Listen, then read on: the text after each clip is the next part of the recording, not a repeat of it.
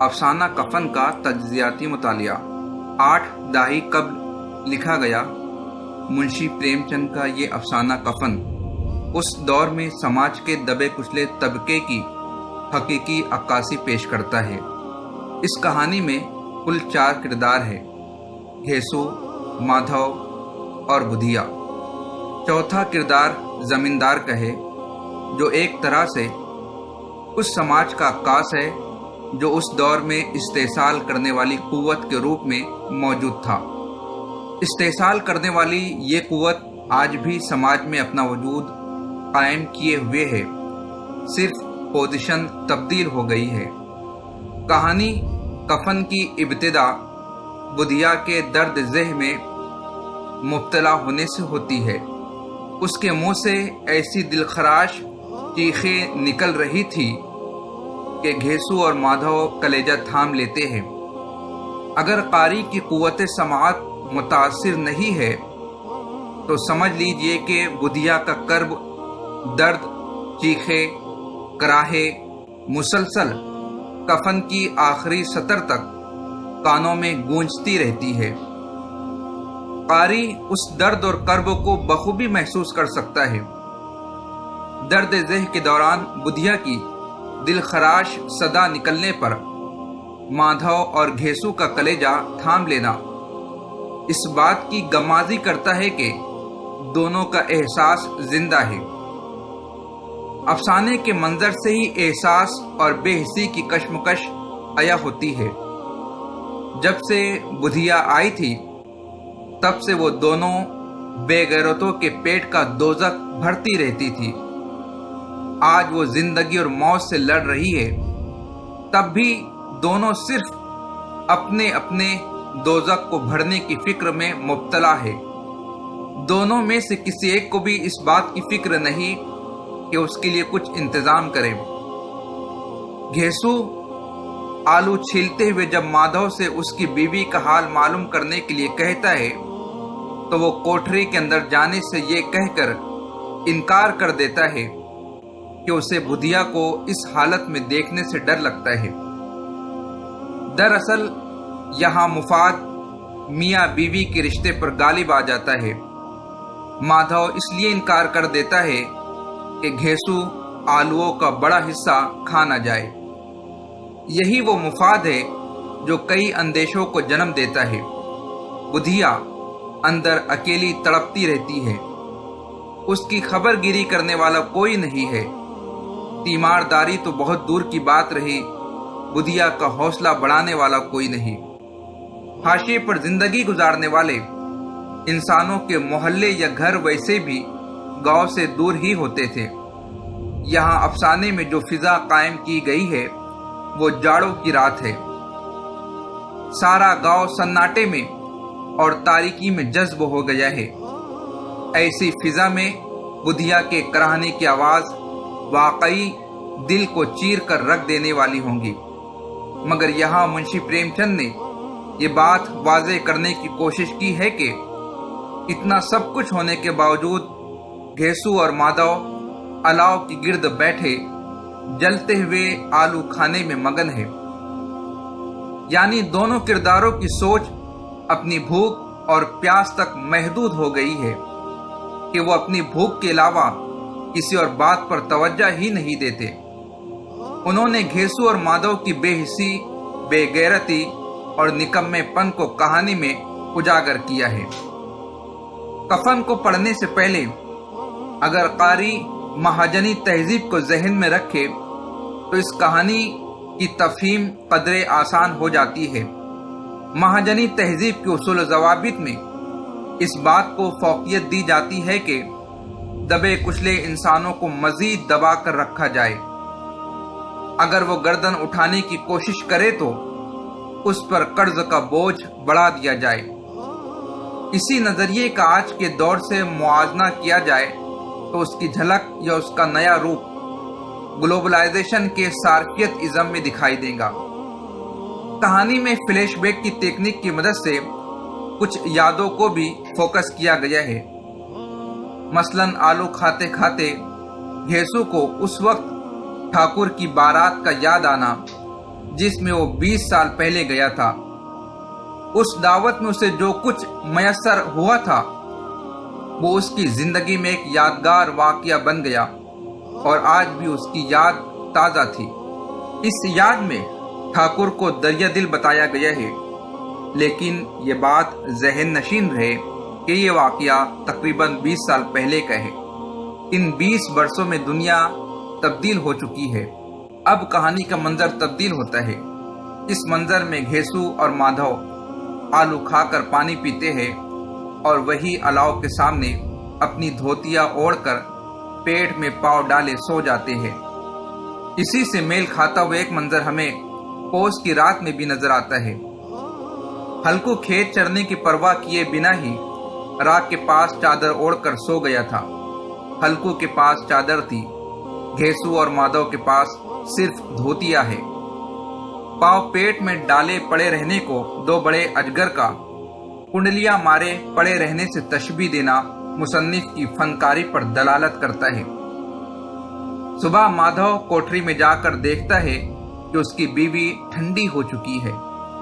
उसके मुंह पर मक्खियां भनक रही है। पथराई हुई आंखें ऊपर को तन गई है। सारा जिस्म खाक में लथपथ हो रहा है। उसके पेट में बच्चा मर गया था। यहाँ जबान की रवानी अपने शबाब पर है। फितरी और गैर फितरी या अजियतनाक मौत की इससे बेहतर तस्वीर कशी नहीं हो सकती। यही होता है फन का कमाल। फिर दोनों जोर जोर से हाय हाय करने और छाती पीटने लगे। यहाँ जो आलाप किया जा रहा है वो सिर्फ दिखावा है। जोर जोर से रोने में भी मतलब पोशीदा है। छाती पीटने का मतलब ये नहीं कि वाकई वो दोनों बुधिया की मौत का मातम कर रहे हैं, बल्कि ये भी समाजी रस्म की अदायगी है, क्योंकि अब कफन और लकड़ी की फिक्र हो रही थी।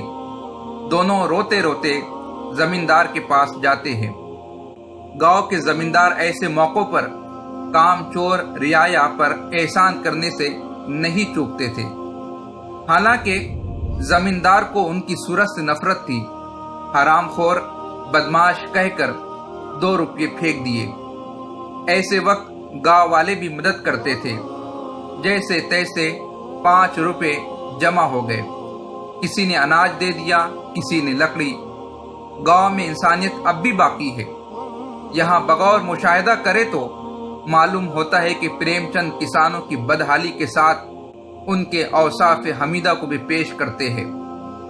घेसू और माधव दोनों कफन खरीदने बाजार जाते हैं। घेसू कहता है, कैसा बुरा रिवाज है कि जिसे जीते जी तन ढाकने को चीथड़ा भी ना मिले, उसे मरने पर नया कफन चाहिए।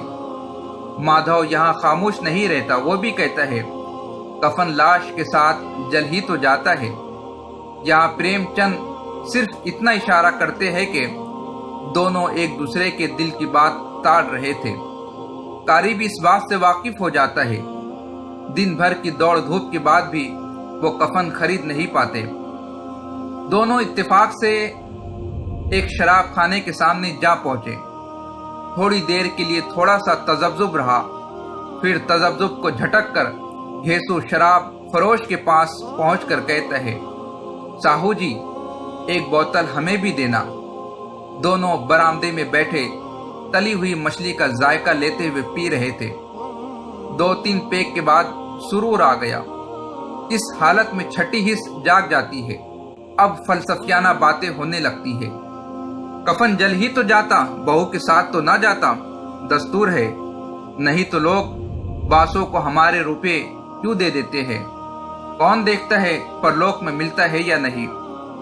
भरपेट खाने के बाद माधव बची हुई पूरियों का तेल उठाकर एक भिखारी को दे देता है, जो खड़ा उनकी तरफ भूखी नजरों से देख रहा था। पीने का गुरूर और देने की बड़तरी और मसरत का अपनी जिंदगी में उन्हें पहली बार एहसास हुआ। घेसू कह रहा है कि हाँ बेटा, वो बेकंठ में जरूर जाएंगी। किसी को सताया नहीं, किसी को दबाया नहीं। मरते मरते हमारी जिंदगी की सबसे बड़ी लालसा पूरी कर गई। वो बेकंठ ना जाएंगी तो क्या ये मोटे मोटे लोग जाएंगे? जो गरीबों को दोनों हाथों से लूटते हैं और अपने पापों को धोने के लिए गंगा में नहाते हैं और मंदिर में जल चढ़ाते हैं। दरअसल कफन का नुक्ता उरूज भी यही हिस्सा है। प्रेमचंद उन फरसुदा रसूमात और रिवाजों पर कारी ज़र्ब लगाना चाहते थे। जमींदार का हमदर्दी जताने के नाते घेसू और माधव की मदद करना और दूसरे दौलतमंदों का इमदाद के लिए हाथ बढ़ाना ही बेकंठ पाने की लालसा के सबब है, जबकि जमींदार, सूदखोर, महाजन वगैरह दोनों हाथों से गरीबों को लूटते कसोटते रहने के बावजूद चंद नेकियां कमाकर और गंगा में डुबकी लगाकर जन्नत के ख्वाब देखते हैं। यहाँ प्रेमचंद बारीक बीनी से मुशाहिदा करके अंधी श्रद्धा को कारी के रूबरू पेश करते हैं। इसी अंधी श्रद्धा के सबब हिंदुस्तानी तहजीब का ढांचा चरमरा कर रह गया है।